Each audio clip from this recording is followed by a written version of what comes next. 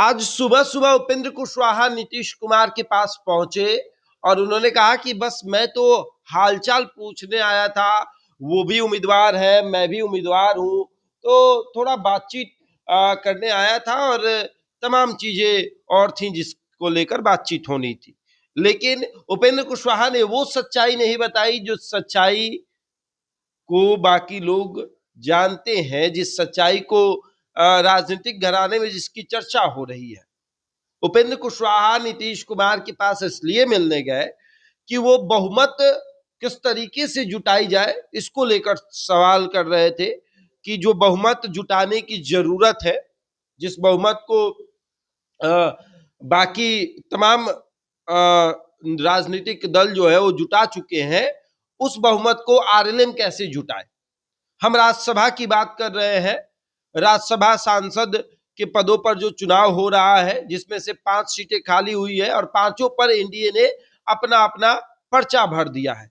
4 सीटों पर आसानी से एनडीए अपना उम्मीदवार भेज सकता है, जिस 4 सीटों में एक पर नीतीश कुमार है और एक पर रामनाथ ठाकुर, उसके बाद भारतीय जनता पार्टी की तरफ से एक पर नितिन नवीन है और एक पर सुरेश राम है।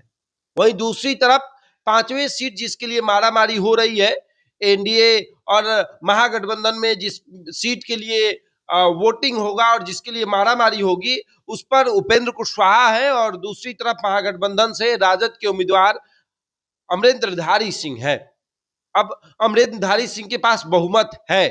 अगर महागठबंधन के तमाम दलों को मिला दिया जाए और उसके बाद जो बाकी दल जीते हैं, जैसे एआईएमआईएम हुआ या फिर बीएसपी हुआ, बीएसपी के 1 विधायक और एआईएमआईएम के 5 विधायक, इन 6 को मिला दिया जाए तो इधर जो है बहुमत वो 42 हो जा रहा है, यानी बहुमत से 1 अधिक है। तो ऐसे में अमरेंद्रधारी सिंह के लिए प्लस पॉइंट है अगर फील्डिंग की जाए तो। लेकिन इधर जो है वो एनडीए के पास मात्र 38 विधायक हो रहे हैं और इधर फील्डिंग की भी नहीं जा रही है, इधर शांति बनाई गई हुई है। तो उपेंद्र कुशवाहा भारतीय जनता पार्टी से बात करते हैं, भारतीय जनता पार्टी कहती है कि आप देख लीजिए कैसे आपको जाना है, बाकी जो विधायक बचे हैं उन सबका समर्थन हम आपको दिलवा देंगे।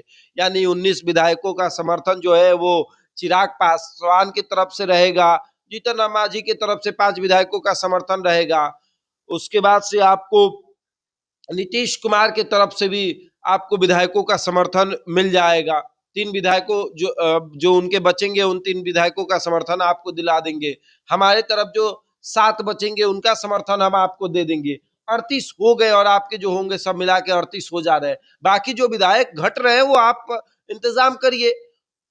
अब उपेंद्र कुशवाहा से तो बात नहीं बन रही थी, तो उपेंद्र कुशवाहा पहुंचे नीतीश कुमार के पास, क्योंकि नीतीश कुमार और एआईएमआईएम के विधायकों के बीच कुछ बातचीत चल रही थी और उन तमाम बातचीत को देखते हुए उपेंद्र कुशवाहा ने सोचा कि यही सही मौका है, पहुंचते हैं इनके पास और इन्हीं से ये जानने का प्रयास करते हैं कि क्या वो विधायक हमको समर्थन करेंगे, क्या नीतीश कुमार के कहने पर एआईएमआईएम के विधायक जो है वो उपेंद्र कुशवाहा को समर्थन करेंगे। इन तमाम चीजों को जानने का प्रयास आज उपेंद्र कुशवाहा ने नीतीश कुमार के पास जाकर किया, क्योंकि भारतीय जनता पार्टी के कहने पर एआईएमआईएम के विधायक सपोर्ट नहीं करेंगे, हाँ नीतीश कुमार के कहने पर जरूर कर देंगे। और उपेंद्र कुशवाहा को 3 विधायकों की कमी है। अगर एआईएमआईएम के 5 विधायक आ जाए तो फिर उपेंद्र कुशवाहा की बल्ले बल्ले है और वो आसानी से चुनाव जीत सकते हैं।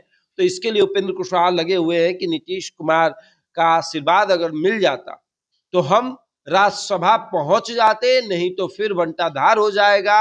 हमारा भी राजनीतिक कैरियर जो है वो अब अंतिम चरण पे जाकर खत्म हो जाएगा। अब आगे आगे देखिए क्या होता है। लेकिन उपेंद्र कुशवाहा जब मीडिया के सामने आए तो बोले कि अरे हम तो ऐसे ही चले आए, वो भी राज्यसभा के उम्मीदवार हैं, हम भी राज्यसभा के उम्मीदवार हैं, दोनों एनडीए से हैं, तो सोचे थोड़ा मिलजुल कर बातचीत करते हैं। लेकिन सच्चाई तो ये नहीं थी। सच्चाई थी कि आप जब एनडीए के उम्मीदवार हैं तो फिर आप नीतीश कुमार से पहले क्यों नहीं मिलने आए। आज जब आप मिलने आ रहे हैं तो जाहिर सी बात है कि आप बहुमत जुटाने की बात कर रहे हैं, बहुमत को एकजुट कराने की बात कर रहे हैं, ताकि आप राज्यसभा पहुंच सके। बहरहाल इस खबर में इतना ही। बने हमारे साथ और देखते रहे द इंडिया टॉप।